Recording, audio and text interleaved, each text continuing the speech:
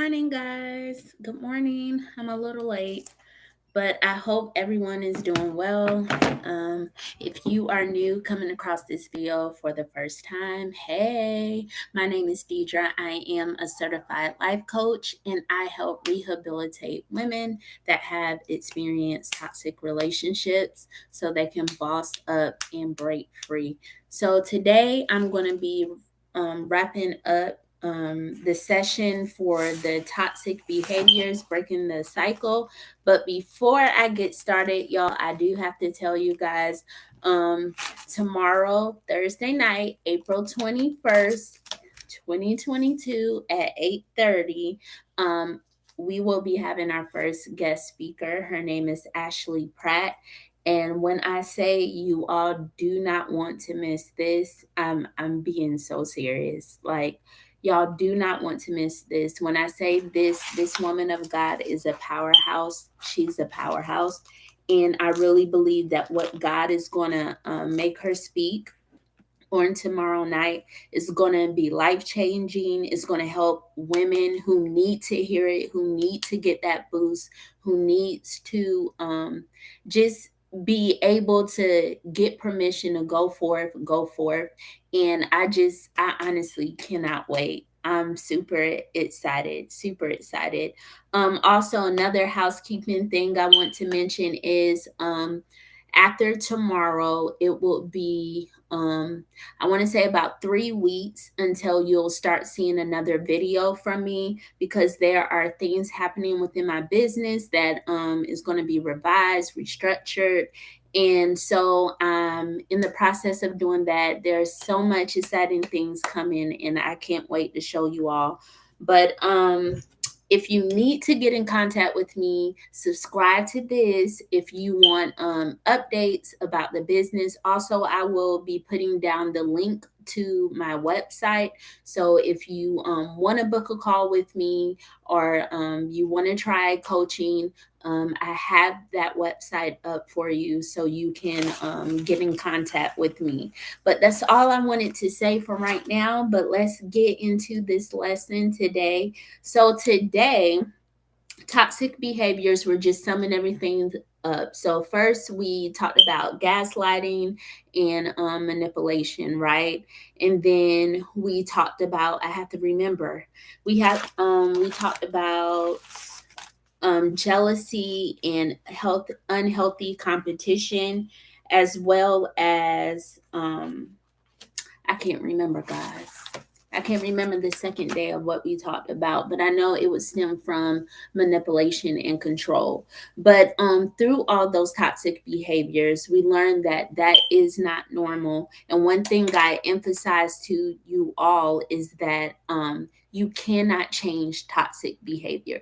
Yes, that person can change, but you cannot be the doctor to sit here and force that person to sit here and stop operating in those toxic traits. And I think it becomes a burden. It becomes a thing where you get stuck and trapped when we want to sit here and be savior, and we want to sit here and say, no, I can change this person. No, I can help this person see things and do this. And what comes as you trying to do a rescue mission ultimately comes as a burden, and you become overwhelmed, you become drained, you end up beating yourself up, and all of this. And what I want you to understand too, it's not that people don't understand that they have toxic traits. I'm a firm believer that people are aware, but when something is a stronghold, it is hard to get up out of that thing. So you're talking about undoing traits that were literally had time to build up and become mature. So, like, when you are surrounded by the very thing you're acting like, and this is like something you were surrounded by years upon years upon years, like, it's going to be hard to undo something that was literally had time to be constructed. It wasn't a thing that happened overnight. And that's why I try to tell people with toxic cycles, with toxic relationships, even though you're experiencing it right now, to the point now it's becoming hard for you to live life. This was a process. Like, this was something that was constructed, and now what you're seeing, you're living out a full mature toxic trait, something that had time to mature, something that had time to grow. So what I want you to understand, just like it had time to grow, it's going to be time. It's going to take time for it to sit here and be eliminated too. But that's why we take steps. That's why we have processes, and that's why we take time to sit here and undo what has became a second nature into your life. But before I get started, you all know I have scriptures. So, the first scripture that I want to share is Philippians chapter 2, verse 3. It says, "Do nothing from rivalry or conceit, but in humility count others more significant than yourselves." So it's saying you do nothing out of rivalry, where you're competing with somebody, out of conceit, something that is very deceptive and distorted and all of that. You don't do that.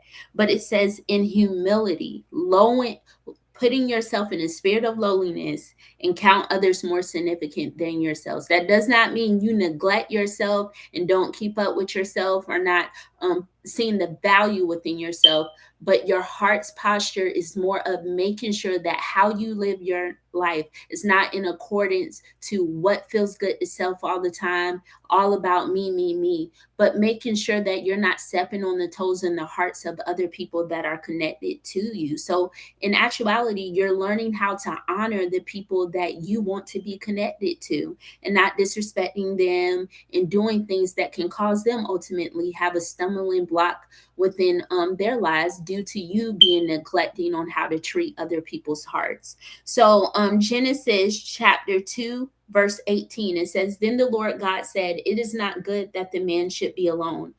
I will make him a helper fit for him." And then it says, First Corinthians chapter 13, verse 4 through 7. And it says, "Love is patient and kind. Love does not envy or boast. It is not arrogant or rude. It does not insist on its own way. It is not irritable or resentful. It does not rejoice at wrongdoing, but rejoices with the truth. Love bears all things, believes all things, hopes all things, endures all things." So, what I want you to do, I read First Corinthians 13, 4 through 7, but I want you to make a habit of every day, every morning, reading First Corinthians chapter 13. And I want you to read this every morning, the whole chapter, just reading First Corinthians chapter 13. And what this was will do, the more you deposit this within your mind, the more it's going to be lived out within your life. And I told you this, what you feed your mind, your life will reflect. So the more you sit here and get this in your spirit on what love is, you now will recognize what love isn't. So I want you to make a habit of reading First Corinthians 13 every morning.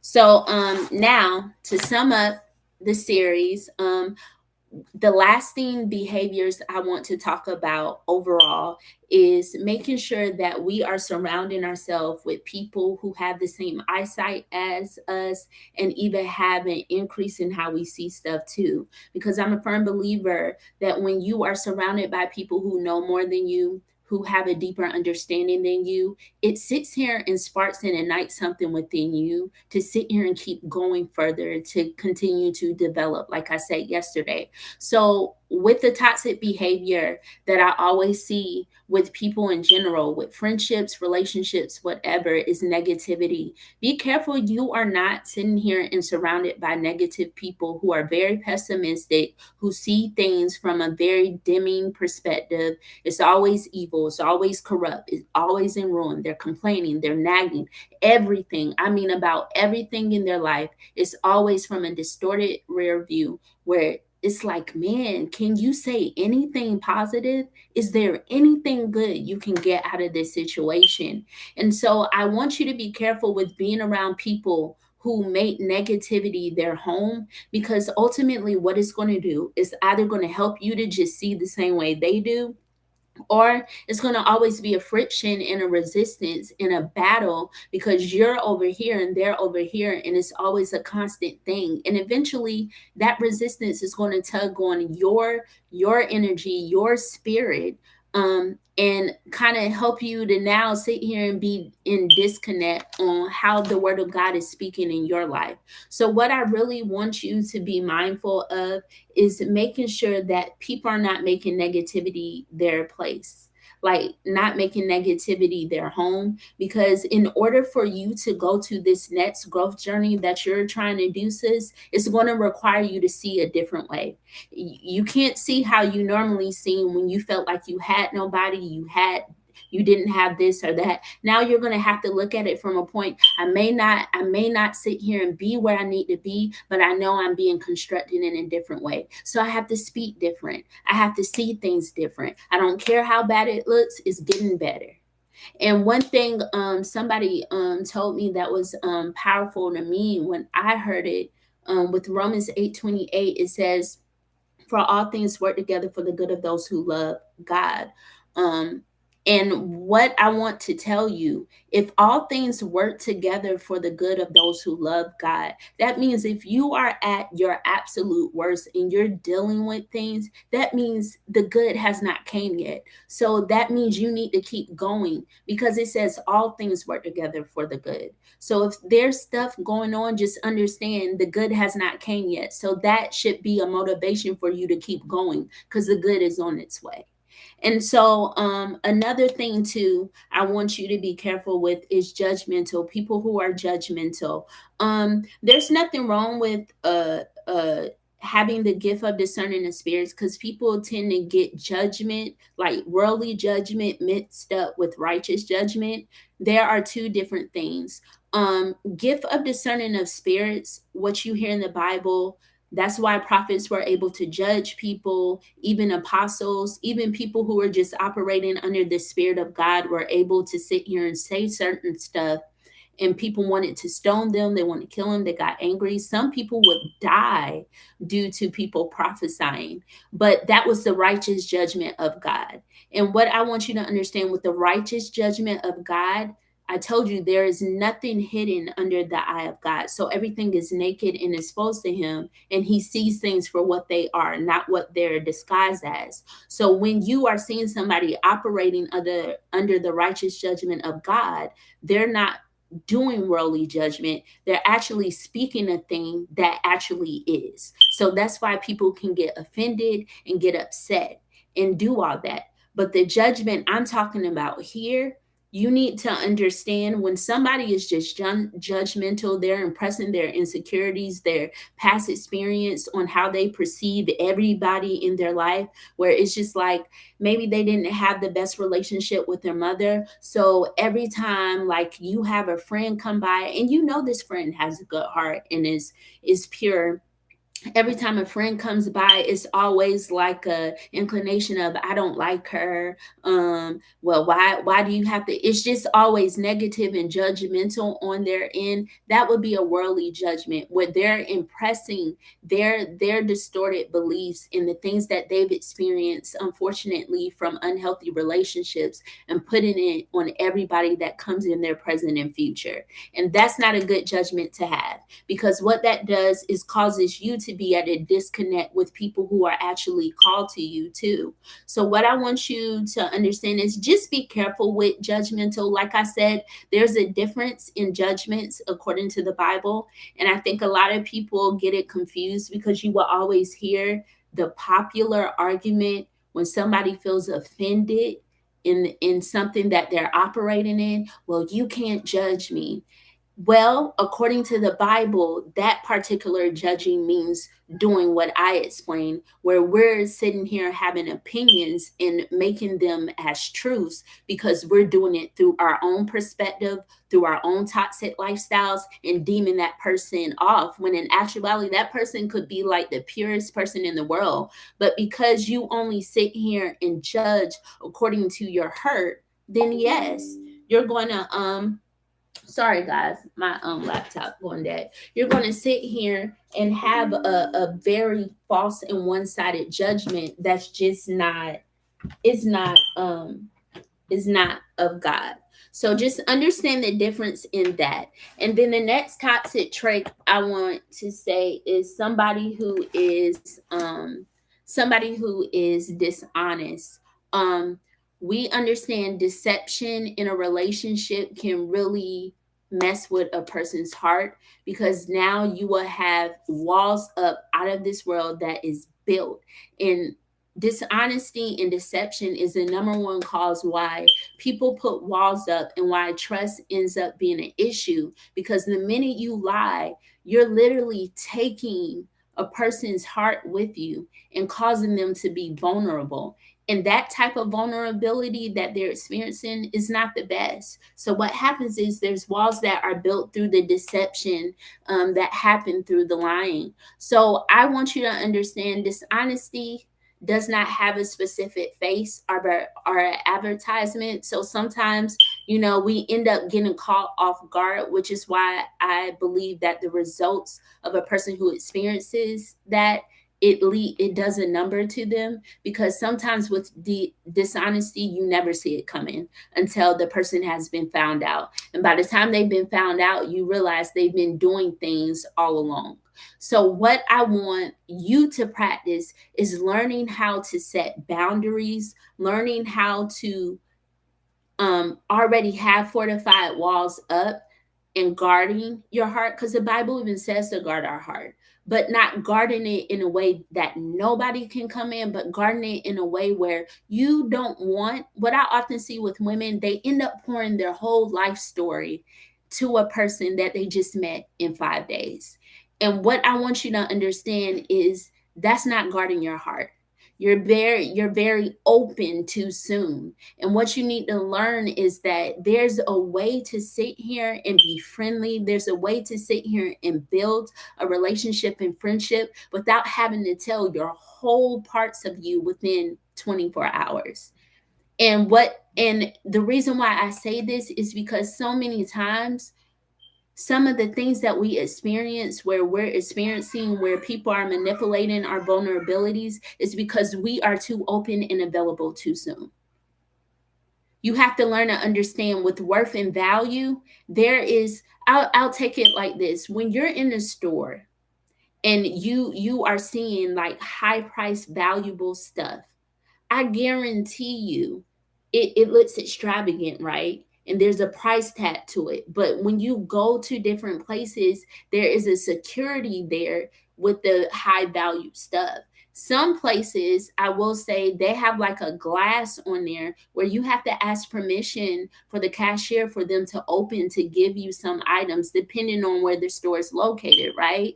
So what I'm trying to help you to see with this analogy is that the more valuable and the more I see my worth, I understand now that there's a gate that needs to be up. And the only person that needs to have a key who has gone through the process of understanding the boundaries. So when they open things up, they're not sitting here trying to withdraw things from me. They're not sitting here trying to just take, but they're opening up, understanding that what's about to be given to them is not something to just be toiling with, playing with, and doing all types of stuff, but it's something that's going to be taken with them, that they now know how to handle it with care. It won't be broken. It won't sit here and be having to be returned, but it will be handled with care, and you will be handled with care.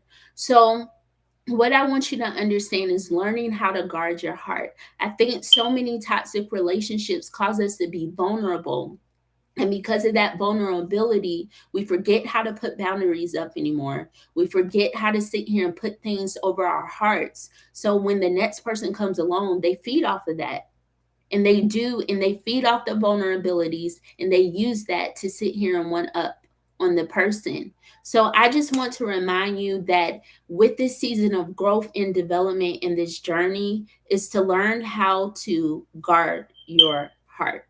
Just guard it. Keep it safe. Don't allow anyone to sit here and have the key to access something. You are valuable. You are a ruby. You are worth it.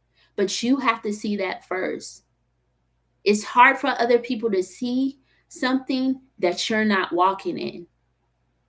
People only attract to what they see, right? That's why physically, let's be honest, when you see somebody and you're attracted to them, what is your first initial response? Ooh, who is that? Right? So that's the same thing when it's going on internally and emotionally. When I'm picking up, if I know I have some insecurities, and that's what I'm saying, y'all hear the term real, recognize real. That's the same hurt, recognize hurt too. You recognize what you've been through, and you can also recognize what you're walking into too through people.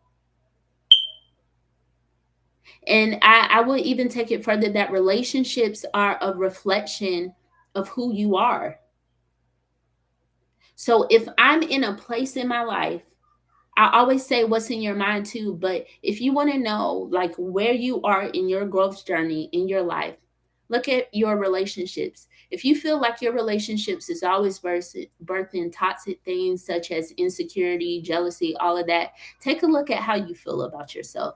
And I promise you, you're only living out what you're already experiencing privately through a relationship.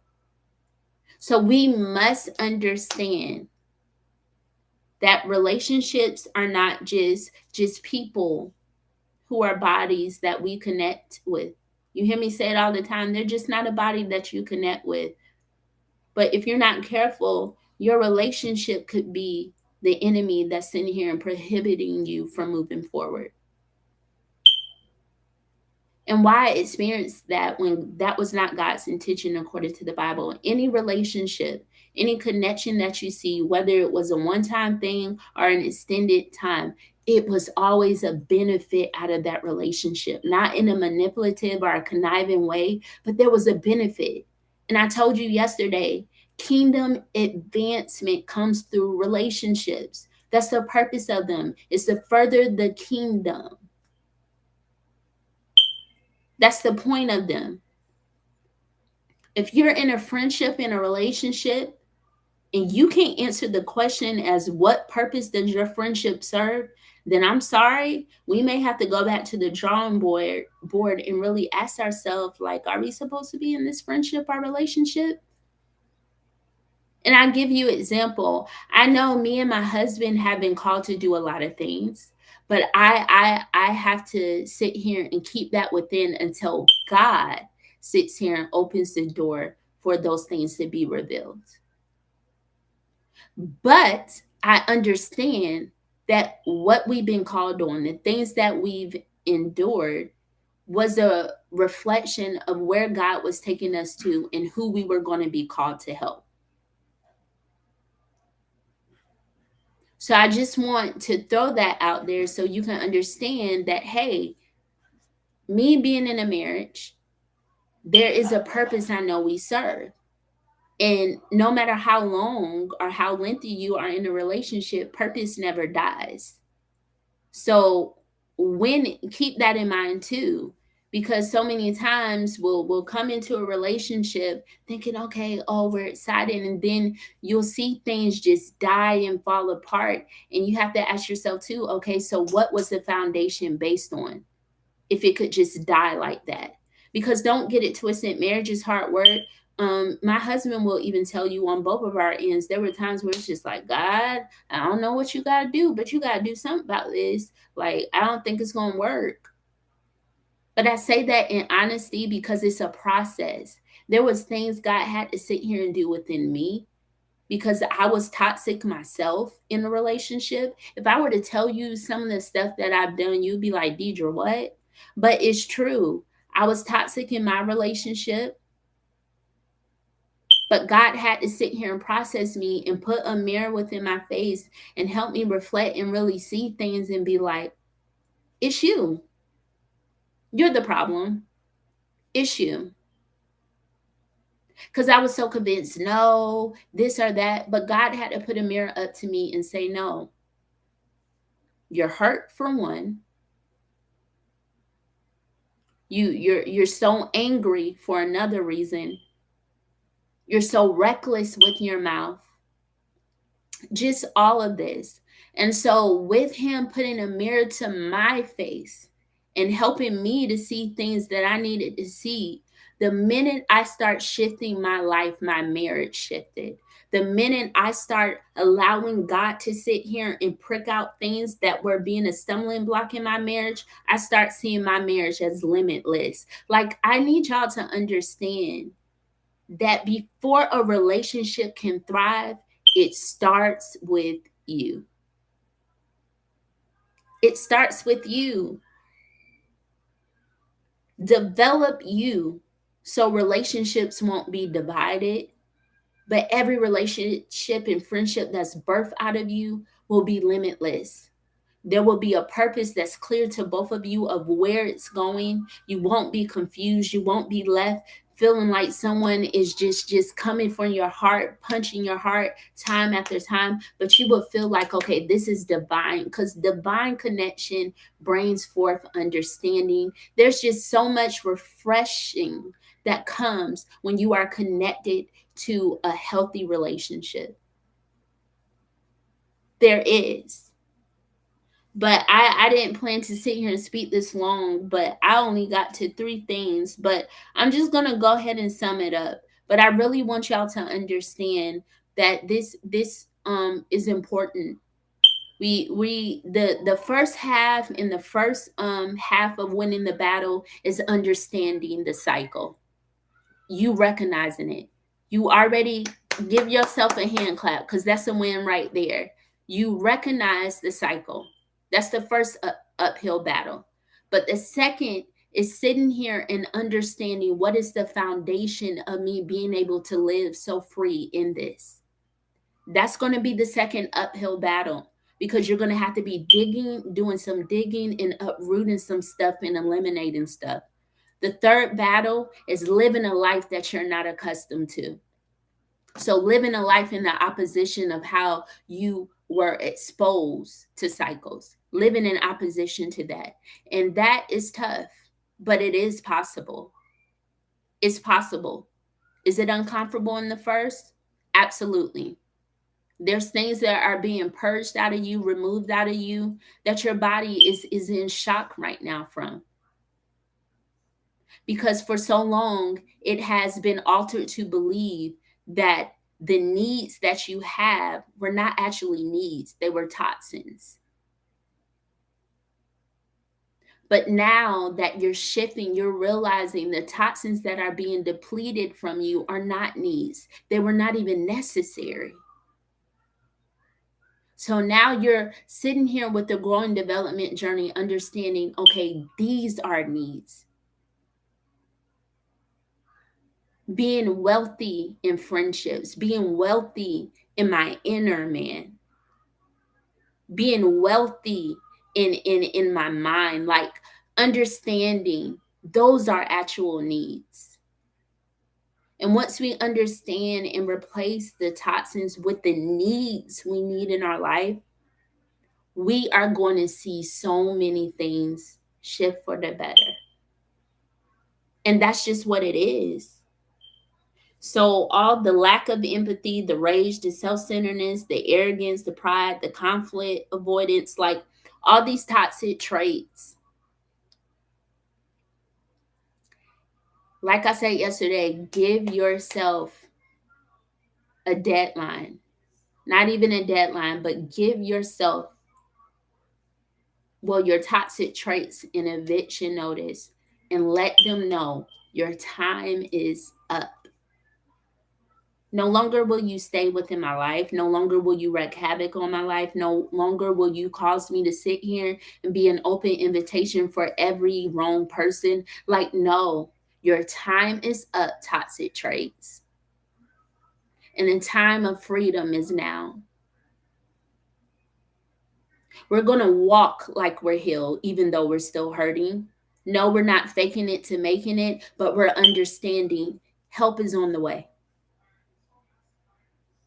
We're going to walk like our husband is going to come to us, because we understand that the heal me is going to sit here and allow the person that was meant to be all along come into my life, because I'm now in a position to receive it. Sometimes our desires for things are the same desires God has, but it's not reachable to us because we're not in a posture to receive it. How are you supposed to get into a whole relationship still loving toxic behavior?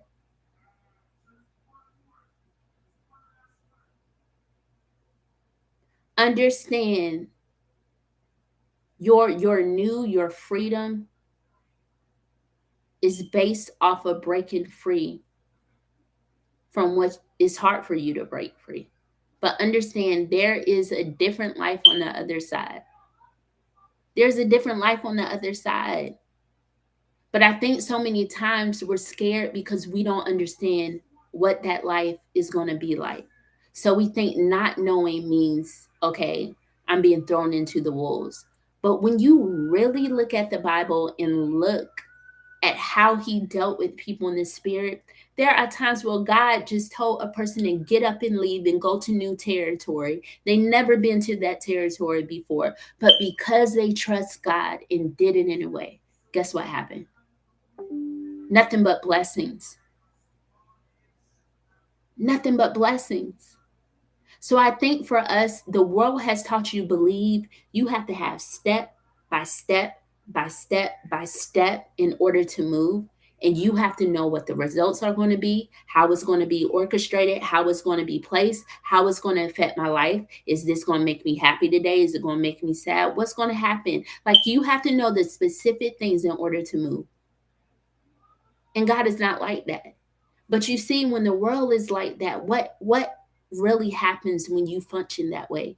You miss out on life because you everything has to be strategically known. But understand that the thing that you feel like is a comfortable place where, and I think so many times people think security is safety, but every secure place is not safety. It's just familiarity. I can know, I've been there where you've been in a relationship and it's just like that relationship is not good. But the thing is, I'm in the relationship because I understand what to expect. I can expect that you're going to break my heart, but at least I can prepare myself for it and keep it moving. I can do that. Versus when I say, you know what? I deserve better. Uncomfortableness can make me feel like, man, I'm all alone. Not understanding that you're alone and being preserved so that this relationship doesn't sit here and make you feel like you're not loved, make you feel like you're less than. But I just want to understand before anything can attach itself to you that's whole, there's a process by yourself you're going to have to go through. No one likes it, but I promise you it's so much more refreshing when you allow yourself time to create self-awareness where you understand who you are, whose you are, and start seeing things in a different way. Because after all, remember this, people will only see what you already see in yourself. Yes, I'm a believer there are people that are deep in God who can pull things out of you that you may not see. And that's why you have your mentors, your coaches and stuff. But when I'm referring to friendships and relationships in this specific video, we just have to understand, we understand we deserve more, but we're going to have to sit here and walk in what we are desiring and knowing we deserve. Because sis, you are a ruby. You are a treasure. Your value is way above than how you're living out. Understand who you are, whose you are, what value you have dwelling within you, and don't live beneath that. Don't live beneath that. You're so much more. Like you're so much more. But that's all I have for today, guys. I love you all. Be prepared for me to send out a video today on the flyer, how you can access my Facebook page and all of that, to tune in tomorrow at 8:30 tomorrow night. I will not be having a morning video because, like I said, we are having our first guest speaker tomorrow night. So please come join me, come meet me, get your popcorn, get your candy, relax, all of that, and come join us and let us just have a fruitful girl talk. And just, feel free to cry, feel free to just get everything that needs to be let out and leave it there. So after this video, guys, you will not sit here and do life the same. And that's my prayer and that's my plea. But until next time, I will see you guys soon. Remember, this video is going to be the last video for this week. 2 to 3 weeks, my business is revamping some things. And so I hope to see you guys soon. And I will give you my website information. So if you want to book a call or do any of that with me, you can. But choose to have a wonderful day and love you guys. Bye, y'all.